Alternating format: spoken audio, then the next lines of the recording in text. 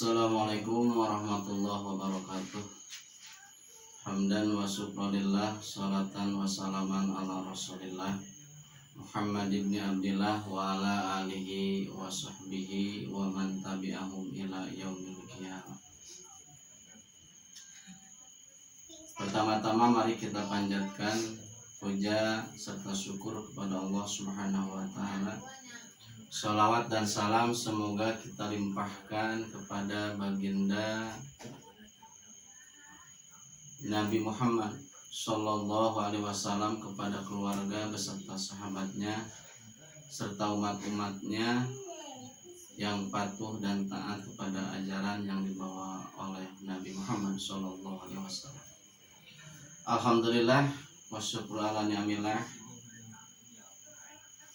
Dalam kesempatan ini saya akan mencoba memaparkan, menjelaskan sedikit tentang islamisasi Said. Sahabat yang berbahagia, berbicara tentang islamisasi Said, tentunya kita harus mengetahui dulu apa itu islamisasi sains, karena islamisasi sains itu bagian daripada filsafat ilmu. Yang pertama yang akan dibahas di sini yaitu tentang definisi, ada juga konsep dan juga perkembangan islamisasi sains.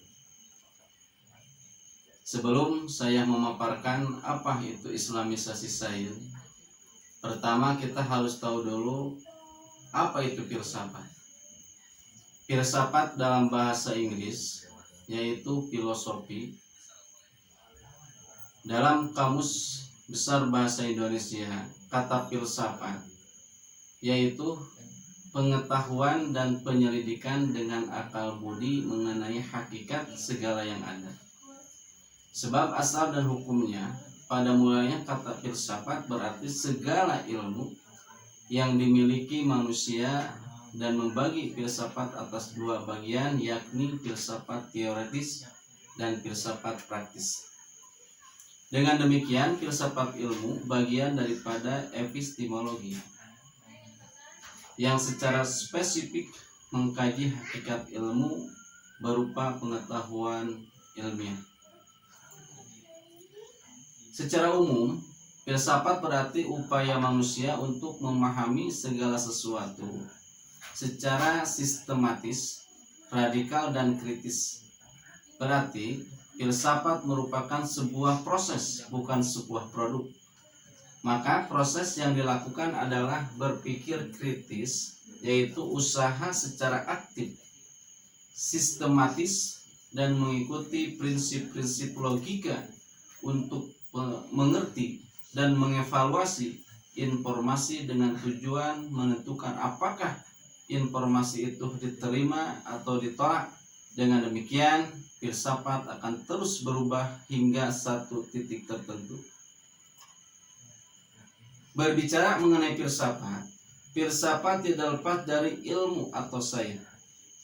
Filsafat mengambil peran yang sangat penting dalam ilmu pengetahuan, karena dalam filsafat kita bisa menjumpai pandangan-pandangan yang kompleksitas, mendiskusikan gagasan-gagasan yang bisa dipertanggungjawabkan secara ilmiah dan intelektual. Dan dari gagasan-gagasan atas pengetahuan ilmiah muncullah filsafat ilmu sebagai bagian dari ilmu pengetahuan, atau sering juga disebut dengan epistemologi. Secara sederhana, ilmu pengetahuan adalah dasar yang menjiwai dinamika proses kegiatan memperoleh pengetahuan secara ilmiah. Selanjutnya, apa itu ilmu? Kata ilmu berasal dari bahasa Arab yaitu ilmu, alima ya'lamu ilman, yang berarti pengetahuan. kemudian berkembang menjadi pengetahuan tentang hakikat sesuatu yang dipahami secara mendalam. Dari asal kata ilmu ini selanjutnya diindonesiakan menjadi ilmu atau ilmu pengetahuan. Dalam perspektif Islam, ilmu merupakan pengetahuan mendalam hasil usaha yang sungguh-sungguh atau ijtihad dari para ilmuwan muslim atas persoalan-persoalan duniawi dan ukhrawi dengan bersumber kepada wahyu Allah. Al-Quran dan Al-Hadis merupakan wahyu Allah yang berfungsi sebagai petunjuk atau hudan bagi umat manusia, termasuk dalam hal ini adalah petunjuk tentang ilmu dan aktivitas ilmiah. Al-Quran memberikan perhatian yang sangat istimewa terhadap aktivitas ilmiah. Terbukti ayat yang pertama kali turun yang berbunyi yaitu surat Al-Alaq, bacalah dengan menyebut nama Tuhanmu yang telah menciptakan. Nah, membaca dalam artinya yang luas merupakan aktivitas utama dalam kegiatan ilmiah. Selanjutnya, ilmu pengetahuan dan sains sering disamakan. Hal itu bisa diketahui dari definisi yang dikemukakan oleh para ilmuwan. Namun, sebuah istilah dihadirkan tentu mengandung makna yang berbeda. Adapun pengertian dari ketiga kata tersebut ialah yang pertama, menurut Paul Ross dan Ernest van den Haag, ilmu adalah sesuatu yang bersifat empiris, rasional, dan umum yang tersusun dan keempat-empatnya serentak. Yang kedua, di dalam Ensiklopedia Indonesia, ilmu pengetahuan adalah suatu sistem dari berbagai pengetahuan yang masing-masing mengenai suatu lapangan pengalaman tertentu yang disusun demikian rupa menurut asas-asas tertentu hingga menjadi kesatuan. Dan menurut B.J. Habibie, ilmu pengetahuan adalah suatu proses pemikiran dan analisis yang rasional, sistematik, logik, dan konsisten. Hasil dari ilmu pengetahuan dapat dibuktikan dengan percobaan yang transparan dan objektif. Dan yang ketiga, tentang sains. Sains adalah bentuk pengetahuan yang spesifik yang mempunyai objek ontologis, landasan epistemologis, dan landasan aksiologis yang khas. Untuk lebih memahami apa yang dimaksud dengan islamisasi ilmu pengetahuan, perlu kiranya memperhatikan pendapat para pakar agar batasan materi ini tidak terlalu jauh. Menurut kalangan akademis di UIN Malang, ada berbagai pendapat atau versi tentang pemahaman islamisasi sains atau islamisasi ilmu pengetahuan. Yaitu yang pertama, versi pertama beranggapan bahwa islamisasi ilmu pengetahuan merupakan sekedar memberikan ayat-ayat yang sesuai dengan ilmu pengetahuan umum yang ada. Yang kedua mengatakan bahwa islamisasi sains dilakukan dengan cara mengislamkan orangnya. Dan yang ketiga, islamisasi yang berdasarkan filsafat Islam yang juga diterapkan di UIN Malang dengan mempelajari dasar metodologinya. Dan yang keempat, memahami islamisasi sebagai sebuah ilmu pengetahuan yang beretika atau beradab. Dengan berbagai pandangan dan pemaknaan yang muncul secara beragam, perlu kiranya untuk diungkap dan agar lebih dipahami apa yang dimaksud dengan islamisasi sains atau islamisasi ilmu pengetahuan. Pengertian islamisasi ilmu pengetahuan ini secara jelas diterangkan oleh Al-Athos, yaitu pembebasan manusia dari tradisi magis, mitologis, animistis, kultur nasional yang bertentangan dengan Islam, dan dari belenggu paham sekuler terhadap pemikiran dan bahasa, juga pembebasan dari kontrol dorongan fisiknya yang cenderung sekuler dan tidak adil terhadap hakikat diri atau jiwanya, sebab manusia dalam wujud fisiknya cenderung lupa terhadap hakikat dirinya yang sebenarnya dan berbuat tidak adil terhadapnya. Untuk melakukan islamisasi ilmu pengetahuan tersebut, menurut Al-Athos perlu melibatkan dua proses yang saling berhubungan. Pertama, ialah melakukan proses pemisahan elemen-elemen dan konsep-konsep kunci yang membentuk kebudayaan dan peradaban Barat. Dan yang kedua, memasukkan elemen-elemen Islam dan konsep-konsep kunci ke dalam setiap cabang ilmu pengetahuan masa kini yang relevan. Jelasnya, ilmu hendaknya diserapkan dengan unsur-unsur dan konsep utama Islam setelah unsur-unsur dan konsep pokok dikeluarkan dari setiap ranting.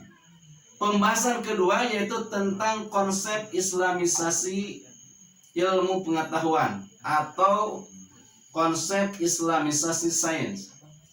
Di sini ada 5 konsep islamisasi sains, diantaranya yang pertama yaitu islamisasi sains dengan pendekatan instrumentalistik, yaitu pandangan yang menganggap ilmu atau sains hanya sebagai alat. Artinya sains terutama teknologi sekedar alat untuk mencapai tujuan, tidak mempedulikan sifat dari sains itu sendiri selama ia bermanfaat bagi pemakainya. Yang kedua, islamisasi sains yang paling menarik bagi sebagian ilmuwan dan kebanyakan kalangan awam adalah konsep justifikasi. Maksudnya, justifikasi adalah penemuan ilmiah modern, terutama di bidang ilmu alam, diberikan justifikasi atau pembenaran melalui ayat Al-Quran maupun Al-Hadis. Metodologinya adalah dengan cara mengukur kebenaran Al-Quran dengan fakta-fakta objektif dalam sains modern. Ketiga, konsep islamisasi sains berikutnya menggunakan pendekatan sakralisasi. Ide ini dikembangkan pertama kali oleh Said Hussein Nasr. Baginya, sains modern yang sekarang ini bersifat sekuler dan jauh dari nilai-nilai spiritualitas, sehingga perlu dilakukan sakralisasi.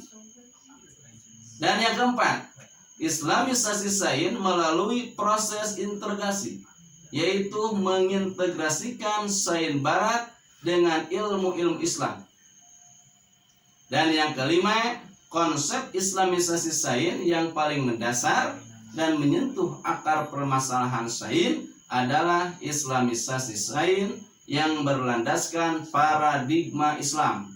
Ide ini yang disampaikan pertama kali secara sistematis oleh Said Muhammad Naqib Al-Athos. Menurut Al-Athos, tantangan terbesar yang dihadapi kaum muslimin adalah ilmu pengetahuan modern yang tidak netral telah merasuk ke dalam praduga agama, budaya, dan filosofis yang berasal dari refleksi, kesadaran, dan pengalaman manusia Barat. Oleh karena itu, islamisasi sains dimulai dengan membongkar sumber kerusakan ilmu. Ilmu modern harus diperiksa ulang dengan teliti.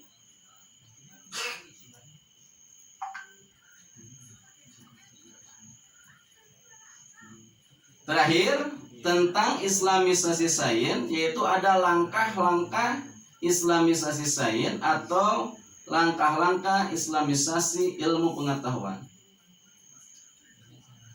Untuk merealisasikan islamisasi ilmu pengetahuan, maka International Institute of Islamic Thought yang dipimpin oleh Ismail Raji Al-Faruqi merencanakan gagasan tersebut dalam berbagai langkah, diantaranya satu, menguasai dan mahir dalam disiplin ilmu pengetahuan modern. Yang kedua, tinjauan disiplin ilmu pengetahuan. Ketiga, menguasai warisan Islam. Dan keempat, penentuan penyesuaian Islam yang khusus terhadap disiplin-disiplin ilmu pengetahuan. Kelima, penilaian kritis terhadap disiplin ilmu pengetahuan modern. Keenam, penilaian kritis terhadap warisan Islam. Ketujuh, kajian masalah utama umat Islam.